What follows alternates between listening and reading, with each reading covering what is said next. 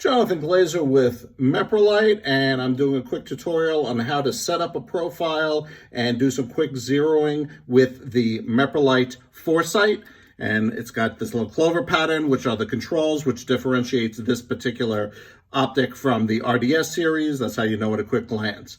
We've also got the serial number at the bottom, which is going to be important because it'll match up to the app. So we're going to be using the app. Incidentally, we have the Double Shoot app, which there's a partnership with, which allows you to do auto zeroing. We're not going to do that in this particular video. That'll be subject to future videos.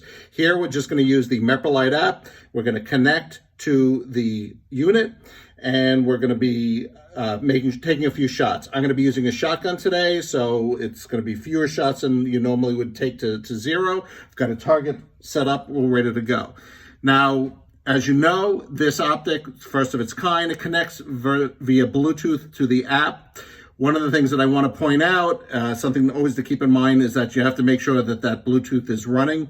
If you take a look in the rear of the app and look at the reticle, I'm going to turn on the menu, and you can see there's the menu at the bottom. It says BLE on. BLE is Bluetooth Low Energy. You always want to make sure that that is on. Sometimes when the optic goes to sleep and then wakes up, in order to power save, it may shut that off. So if you're trying to connect the app to the optic and it is not connecting, it might be because the BLE is off. So you want to make sure it's on, and then you want to click exit, and we've got our, you know that we're off of the menu because we've got our reticle, we've got all the other information that's in there. And let's go ahead and open the app, and I'll show you how it works. So when I open it, I've got it in my work function, it pops up. It's scanning for sites.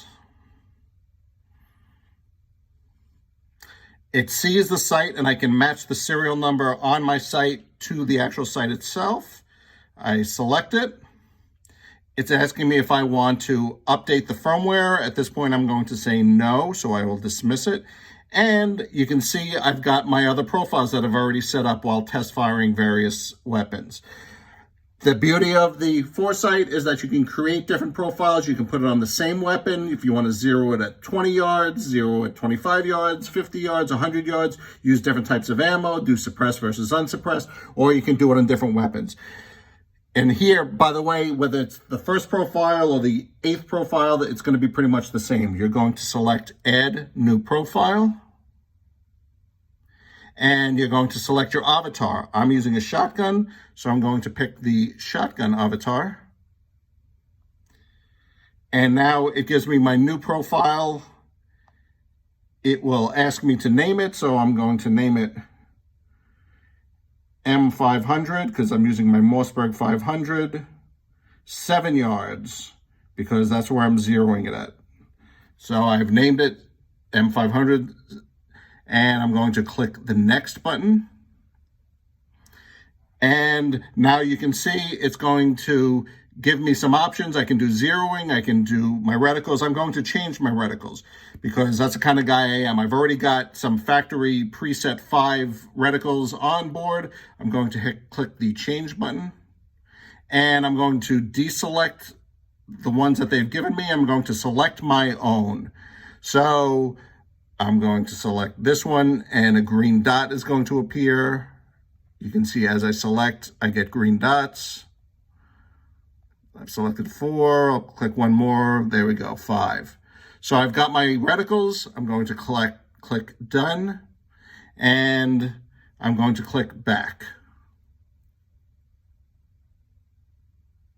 There we go. So now I want to activate the profile. That is going to bring the selections that I've made on from the app to the optic. It's going to sync it, and then it's going to tell me when it's all ready. Okay, update successful. And now I'm ready to take the optic. I'm going to put it on my shotgun. Slide was open and closed it as I picked it up for you safety-minded folks out there. Okay. Secure my throw levers. So I have got my Mossberg 500 with my breacher barrel because that's the kind of guy I am. 1 in the pipe, 2 in the tube, 3 in the tube. 1, 2,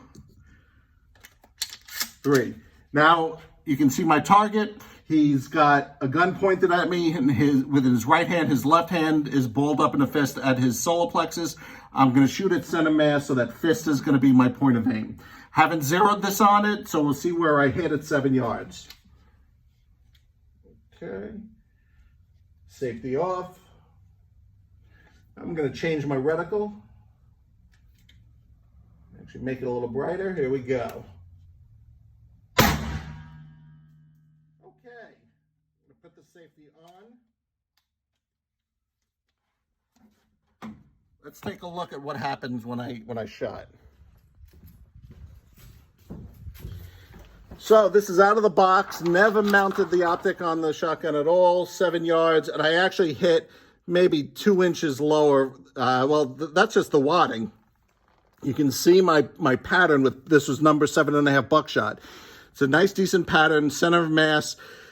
I'd like to raise it maybe 2 inches. Although the truth is, I'd leave it where it is. But I want to show you how to change the zero. So let's go ahead and do that. I'm going to go back to the app. And I'm going to select zeroing. And here we've got a target. I want to raise my point of impact. So I'm going to click the up. I'll do it, say, 5 or 6. I did 7 clicks up, and we'll see what it does to my point of impact. So I'm going to click done. It's going to ask me if I want to keep the app settings or keep the site settings. Because I changed the app, I'm going to select the app. It's syncing. And now the changes that I made, and by the way, I could have changed the reticles if I wanted. But my update has been successful. Now I'm going to take another shot. Safety off. Shell. Load. Same point of aim. Safety on.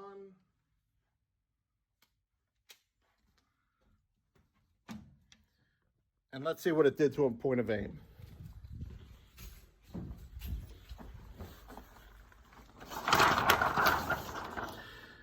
Okay, so it's kind of tough to tell, but what you do see are more pellets higher up here. So it actually did raise my point of impact, and that's going to be the key. So you've got the 2 clouds because of the number 7.5 buckshot, but it raised my point of impact. And this is center mass. I'm very happy with that. So 2 shells, and I have zeroed it for CQB for 7 yards. And truth is, having worked with a shotgun extensively, I know this is going to go probably to about double that distance. So thanks for taking a look at how we zero in the Meprolight Foresight. It is very clearly very easy to use. Look for our future videos, and thanks for watching.